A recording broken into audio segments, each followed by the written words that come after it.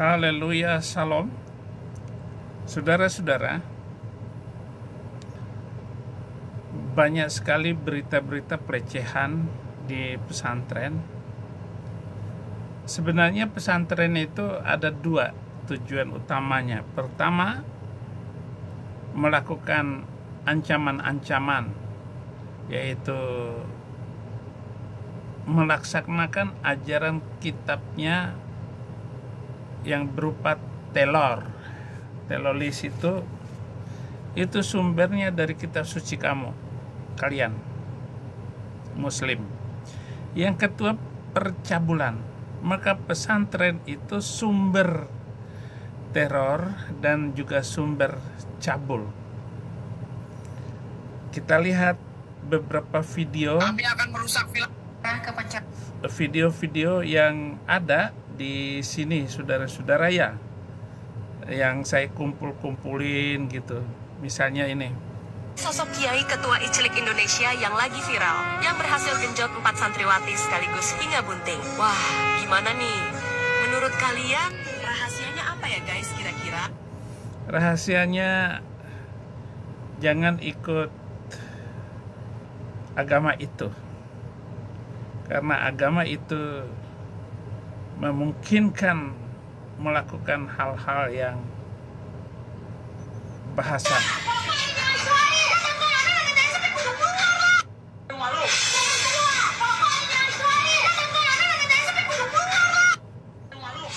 Ributin masalah orang Buddha karena ada main dupa, ya, ibadahnya ada dupanya gitu. Jadi begitu yang dilakukan oleh mereka, mengganggu tetangga.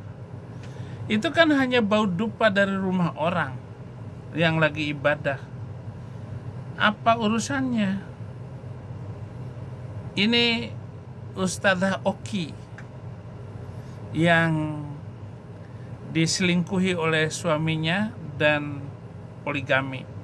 Lalu kalau nangis, teman Allah tuh baik banget, Masya Allah. Terlalu baik. Jadi kalau nggak bangun salat malam kayaknya kurang ajar banget gitu ya. Lalu kalau nangis. Kamu Ustadzah sering keluar ya, suami akhirnya kalau lagi pikirannya galau, Ustadzah nggak ada di rumah, ya itu yang dilakukannya. Nah, bagaimana Ustadzah yang mengikuti sunnah Nabi? Oleh Polres Simelu, Aceh.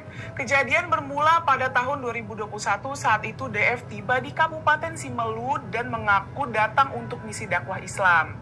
Dengan penampilan religius dan karisma sebagai dai muda, ia dengan cepat menarik simpati warga, termasuk salah satu keluarga jemaahnya. 2 tahun berselang, DF menikahi putri dari salah satu jemaahnya secara siri. Saat itu korban masih berusia 11 tahun. Untuk meyakinkan sang ayah, DF menyebut kalau pernikahan usia dini adalah sunnah Nabi Muhammad. Iya, sunnah Nabi Muhammad dengan menikahi bocah umur 11 tahun. Dan itu adalah, ya, itu sudah penistaan juga. Nah, sekarang kita berpikir, saya akan berpikir, apa solusi? Seperti yang saya sampaikan yang viral-viral dulu. Satu, jangan mengajarkan berapa banyak ayat di dalam kitab suci itu kepada santri, nggak boleh. Supaya tidak terjadi mereka menjadi radikal. Kemudian yang kedua, jangan mengajarkan tentang nabi itu, yaitu sejarah-sejarah nabi yang mengawinin anak perempuan umur 6 tahun ditiduri umur 9 tahun itu. Jangan diajarin dan jangan dikasih tahu murid. Kalaupun terjadi, hukum seberat-beratnya ustadz atau guru yang merusak masa depan murid. Karena merusak pikirannya, merusak juga masa depannya, sehingga anak ini terkenang terus hal-hal yang buruk yang pernah dialaminya di masa kecil. Nah, bagaimana saudara-saudara? Saya usulkan begitu. Satu, ada 300 ayat yang gak boleh diajarkan. Kemudian ada beberapa kitab yang tidak boleh diajarkan di pesantren. Jangan mengajarkan itu. Ada namanya kitab Qurratul Uyun.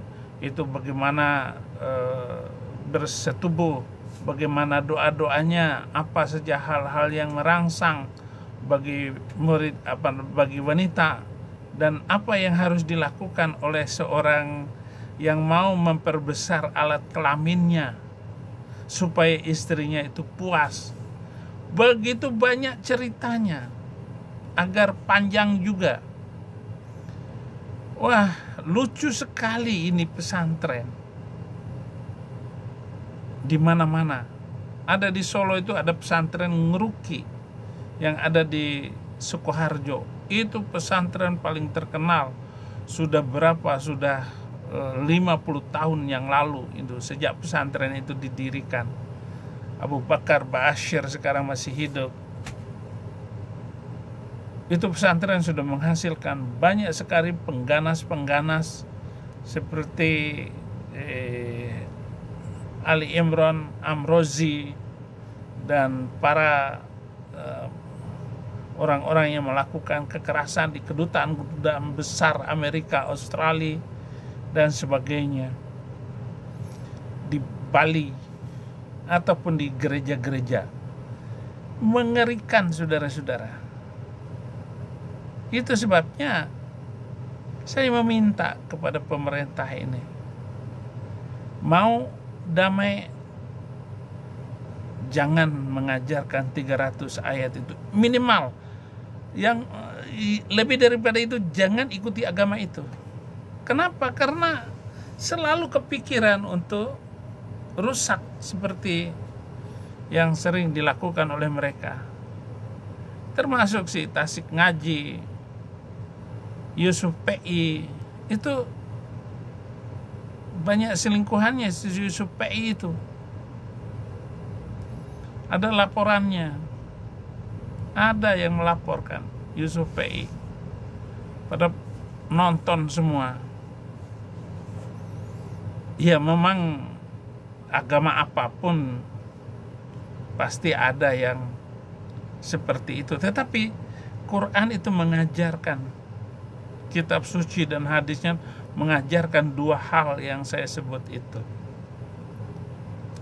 Lalu apa usul kita agar Indonesia juga damai di masa yang akan datang dan pendidikan ini berjalan dengan baik? Adanya pengawasan dari Departemen Agama terhadap pesantren-pesantren dan harus mengajarkan kurikulum khusus itu. Yang pertama, kurikulum yang mendukung tujuan pendidikan nasional yang toleran dan damai, maka diperlukan perangkat pendidikan yang lebih baik. Kemudian sarana dan prasarana pesantren pendidikan yang manusiawi seperti ruang kelas, WC, kamar mandi yang bagus, ada lapangan di halaman sekolah yang indah, dan seterusnya. Yang ketiga, pembantu sekolah dan tukang kebun yang rajin dan sehat. Kemudian inti dari pengajaran itu adalah guru yang berkualitas dan cerdas, pandai mengajar dan memiliki intelektual yang baik pula. Tidak ada murid yang lebih baik dari guru yang tidak pandai mengajar. Semua murid itu akan pandai kalau guru itu kita siapkan guru yang pandai. Apapun input murid yang masuk ke sekolah kita, kalau sistem pendidikannya itu sudah bagus, sistem itulah yang akan menghasilkan murid-murid yang hebat di masa yang akan datang, yaitu pendidikan di mana murid-murid ini dirangsang pemikirannya, keahliannya, jagonya, mungkin pintar main tangan, bulu tangkis, pandai main kaki, tendang bola. tugas pendidikan itu menemukan orang-orang yang jagoan seperti ini. Dan tentu makanan yang bagus itu harus disiapkan oleh pesantren yang bergizi. Minimal minum susu 1 liter setiap hari dan makan 3.000 kalori setiap hari. Supaya apa? Nanti murid-murid itu tinggi 180 cm. Perempuan tinggi 170 cm. Kalau kita kawinkan melahirkan anak 2 meter. Tinggi besar anak-anak kita, bangsa yang akan datang itu. Itu dari pendidikan. Dan khusus untuk guru-guru dan ustadz pesantren yang laki-laki harus dikebiri. Ini mah lain cerita sudah. Kalau guru-guru dikebiri, ya nggak boleh guru dikebiri. Emangnya pastor ataupun di Hindu, di India sana itu ada komunitas pendeta yang sengaja dikebiri, jadi nggak boleh melakukan hubungan apa-apa lagi. Nah, biasanya karena mereka itu dikebiri, ya badannya besar, membesar. Begitu di India. Ya jangan seperti di India kan.